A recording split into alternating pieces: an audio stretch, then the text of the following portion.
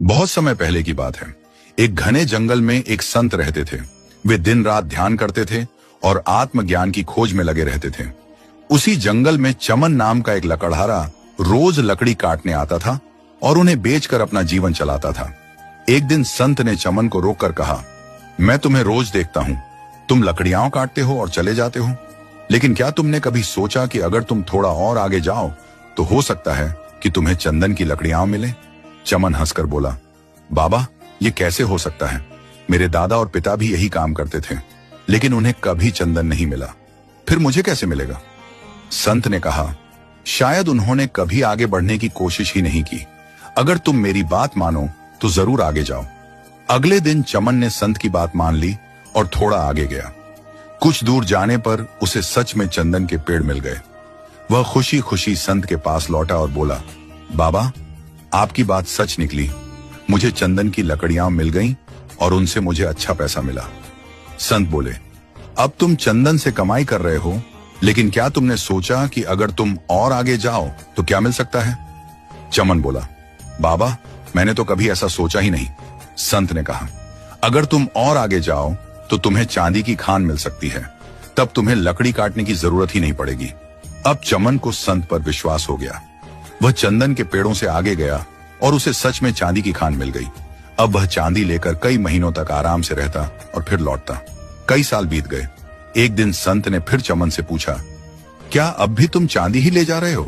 कभी सोचा कि आगे कुछ और हो सकता है? चमन बोला, बाबा, मैंने तो नहीं सोचा। संत ने कहा, अगर तुम और आगे जाओ तो तुम्हें सोने की खान मिल सकती है। चमन फिर आगे बढ़ा और उसे सच में सोने की खान मिल गई। अब वह साल में एक बार सोना लेकर आता और अच्छे से जीवन बिताता।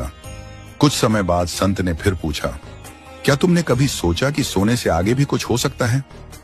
चमन ने कहा, सोने से भी कीमती क्या हो सकता है? संत बोले, आगे हीरों की खान है, अगर तुम वहां जाओगे तो तुम्हें अनमोल हीरे मिल सकते हैं। अब चमन आगे बढ़ गया और उसे हीरों की खान मिल गई। अब वह कई सालों में एक बार हीरे लेने जाता और आराम से जीवन बिताता। समय बीतता गया। चमन बूढ़ा हो गया। एक दिन जब वह हीरे लेकर लौट रहा था तो फिर उसे वही संत मिले। संत ने पूछा, क्या अब भी तुम हीरों पर ही रुके हुए हो? क्या तुमने कभी सोचा कि इससे आगे कुछ और हो सकता है? चमन ने कहा, बाबा, अब इससे आगे क्या हो सकता है?